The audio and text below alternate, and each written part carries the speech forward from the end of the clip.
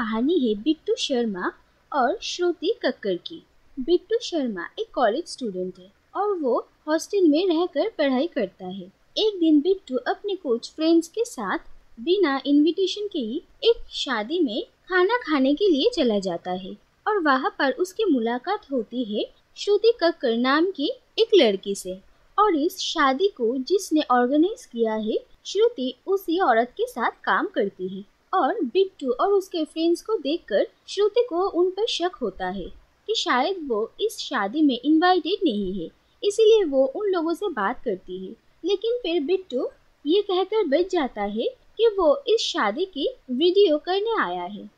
और श्रुति को यहाँ पर देखकर ही बिट्टू को वो काफी पसंद आ जाती है। और फिर बिट्टू श्रुति के बारे में पता लगाता है और उससे जाकर मिलता है और वो श्रुति से फ्लर्ट करने लगता है। लेकिन श्रुति बिट्टू की इंटेंशन समझ लेती है और उसे साफ साफ कह देती है कि वो इन सब में इंटरेस्टेड नहीं है। और फिर वो बिट्टू को ये भी कहती है ये उसका सपना है कि वो एक वेडिंग प्लानर बने और अपनी खुद की एक बिजनेस स्टार्ट करे। लेकिन बिट्टू को श्रुति की ये आइडिया बहुत ही बोरिंग लगती है और उसके बाद वो दोनों अपने अपने रास्ते चले जाते हैं। फिर बिट्टू के पापा उसे लेने के लिए उसके हॉस्टल आए थे। बिट्टू का पढ़ाई भी अब खत्म हो चुका था, इसीलिए उसके पापा चाहते थे कि वो अब उनके साथ गांव वापस जाकर उन्हीं के गन्नों के खेत में काम करे। लेकिन बिट्टू को ऐसा नहीं करना था, इसीलिए वो अपने पापा को ये झूठ बोल देता है कि वो दिल्ली में ही रहकर बिजनेस स्टार्ट करने वाला है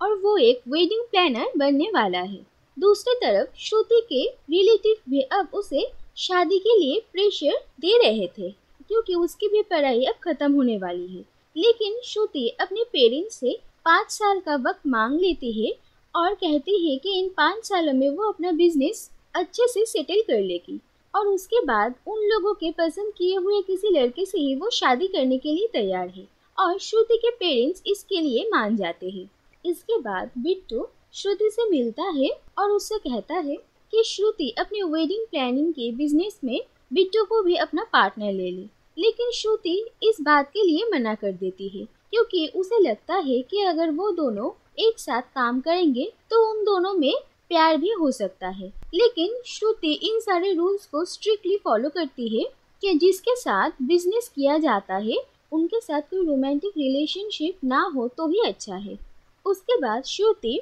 एक बहुत बड़े वेडिंग प्लानर चंदा नारंग से मिलने जाती है और बिट्टू भी उसके साथ जाता है। और श्रुति चंदा से मिलकर उनके साथ काम करने के बारे में कहती है, लेकिन चंदा इसमें इंटरेस्टेड नहीं थी। लेकिन इसके बाद चंदा को पता चलता है कि उनके टीम में एक लड़का कम पड़ रहा है और वो जब श्रुति के साथ बिट्टू को देखते हैं तो वो बिट्टू को अपने साथ काम करने के लिए रखना चाहती थी। लेकिन बिट्टू का एक शर्त था, वो चाहता था कि उसके साथ श्रुति भी काम करे, नहीं तो वो काम नहीं करेगा। और चंदा इसके लिए मान जाती है। उसके बाद बिट्टू और श्रुति दोनों ही चंदा नारंग के साथ काम करना शुरू करते हैं। और काम करते करते श्रुति को ये पता चलता है कि चंदा बहुत ही अनप्रोफेशनल है क्योंकि चंदा अपने क्लाइंट्स को जो अरेंजमेंट करने का वादा करती है और उस हिसाब से पैसे लेती है, उनमें से सब कुछ नहीं करती है और आधे से ज्यादा पैसा वो खुद ही रख लेती है और अपने क्लाइंट को इस तरह से वो चीट करती है। और श्रुति इसके बारे में बिट्टू को भी बताती है, लेकिन बिट्टू को इसमें कुछ गलत नहीं लगता है। उसके बाद जब चंदा के क्लाइंट उस पर गुस्सा होते हैं क्योंकि फ्लावर डेकोरेशन में कुछ कमी रह गई थी और चंदा इस सब कुछ की जिम्मेदार श्रुति को ठहराती है और उसे सबके सामने बेइज्जत करने लगती है। लेकिन फिर इसके बाद बिट्टू और श्रुति उसका काम छोड़कर वहां से चले जाते हैं और अपनी खुद की कंपनी खोलने का फैसला करते हैं और उनकी कंपनी का नाम है शादी मुबारक। और फिर उन लोगों को अपनी पहली क्लाइंट मिलती है, लेकिन ये एक बहुत ही कम बजट की शादी थी। फिर भी बिट्टू और श्रुति अपनी सूझबूझ और समझदारी से पूरी शादी के अरेंजमेंट्स करते हैं और इसी कम बजट में क्लाइंट को एक बहुत ही अच्छा शादी ऑर्गेनाइज करके देते हैं। और उन लोगों की पहली वेडिंग प्लानिंग का काम बहुत ही अच्छा जाता है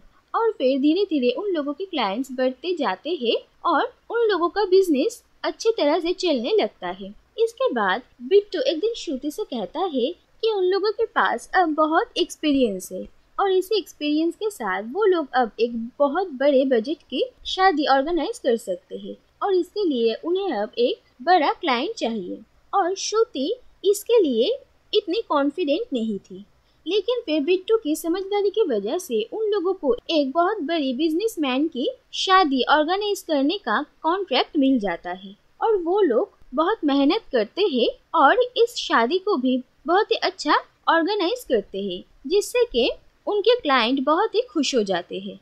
और उसके बाद श्रुति और बिट्टू इस बात को सेलिब्रेट करते हैं और वो दोनों ही बहुत शराब पी लेते हैं और इसके बाद वो दोनों एक दूसरे के क्लोज आ जाते हैं और वो लोग पूरी रात एक साथ रहते हैं। और इसके बाद श्रुति बिट्टू से प्यार करने लगती है और उसे लगता है कि बिट्टू भी उससे प्यार करता है, लेकिन दूसरी तरफ बिट्टू को ये बात समझ में आती है और वो बहुत ही अनकंफर्टेबल हो जाता है, क्योंकि अब वो भी श्रुति की तरह यही सोचता है कि बिजनेस और प्यार एक साथ नहीं हो सकता है और इसका असर उन लोगों के बिजनेस पर पड़ेगा। इसीलिए वो श्रुति के साथ ऐसा कोई भी रिश्ता रखना नहीं चाहता था और वो श्रुति से दूर दूर रहने लगता है। और थोड़े दिनों बाद श्रुति को भी ये बात समझ में आती है और वो बिट्टू के साथ इस बारे में बात करती है और सारी कंफ्यूजन क्लियर करती है और वो बिट्टू को कहती है कि उन लोगों के बीच कोई भी रिश्ता नहीं है और वो पहले की तरह ही रह सकता है।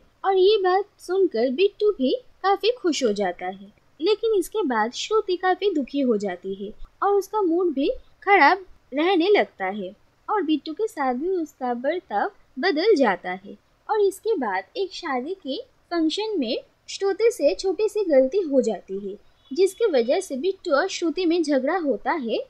और फिर श्रुति बिट्टू से कहती है कि अब से उन लोगों का पार्टनरशिप खत्म हो चुका है और बिट्टू को वो जबरदस्ती अपनी कंपनी से निकाल देती है। बिट्टू भी श्रुति पर गुस्सा हो जाता है और वो ये डिसाइड करता है कि वो अब खुद की वेडिंग प्लानिंग की बिजनेस स्टार्ट करेगा और उसकी कंपनी का नाम होता है हैप्पी वेडिंग। लेकिन वो दोनों जब से अलग अलग काम करना शुरू करते हैं तो उन लोगों का ही काम ठीक तरीके से नहीं होता है और क्लाइंट्स उन लोगों के अरेंजमेंट से भी खुश नहीं होते हैं, जिसके वजह से उन लोगों को काफ़ी प्रॉब्लम्स देखनी पड़ती है और मार्केट में उन लोगों का काफ़ी कर्जा भी हो जाता है। लेकिन इसके बाद एक दिन श्रुति और बिट्टू दोनों को ही एक बहुत बड़े बिजनेसमैन की कॉल आता है और वो उन दोनों से कहते हैं कि उनकी बेटी चाहती है कि उसकी शादी के अरेंजमेंट्स शादी मुबारक ही करे। और जब श्रुति और बिट्टू कहते हैं कि वो लोग अलग अलग काम करते हैं,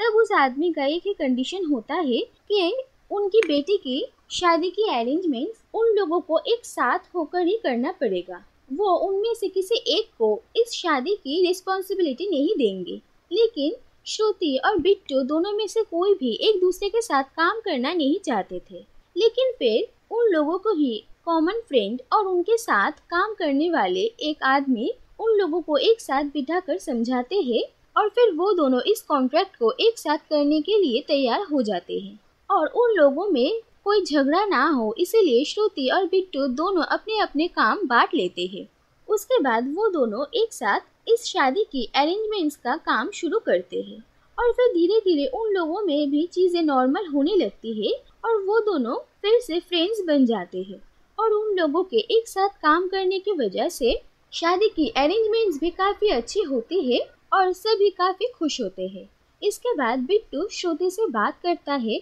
और उसे कहता है कि उन लोगों को फिर से एक साथ काम करना शुरू करना चाहिए, क्योंकि वो दोनों ही एक दूसरे के बिना कुछ भी नहीं कर सकते हैं। लेकिन फिर श्रुति बिट्टू को कहती है कि ऐसा नहीं हो सकता है, क्योंकि कुछ ही दिनों में उसकी भी चेतन नाम के एक लड़के के साथ शादी होने वाली है और शादी के बाद वो दुबई चली जाएगी। और ये बात सुनकर बिट्टू को बहुत ही बुरा लगता है और इसके बाद वो श्रुति को कई नए नए वजह बताता है कि श्रुति को क्यों इस लड़के से शादी नहीं करनी चाहिए। उसके बाद बिट्टू को ये रियलाइज होता है कि वो श्रुति से प्यार करता है, इसीलिए वो नहीं चाहता कि श्रुति की शादी किसी और से हो। इसके बाद बिट्टू मौका देखकर श्रुति के फोन से चेतन का नंबर ले लेता है और चेतन को कॉल कर ये कहता है कि श्रुति और वो एक दूसरे से प्यार करते हैं और चेतन ये शादी नहीं कर सकता है। और फिर जब श्रुति को चेतन से इसके बारे में पता चलता है तो वो जाकर बिट्टू से बात करती है और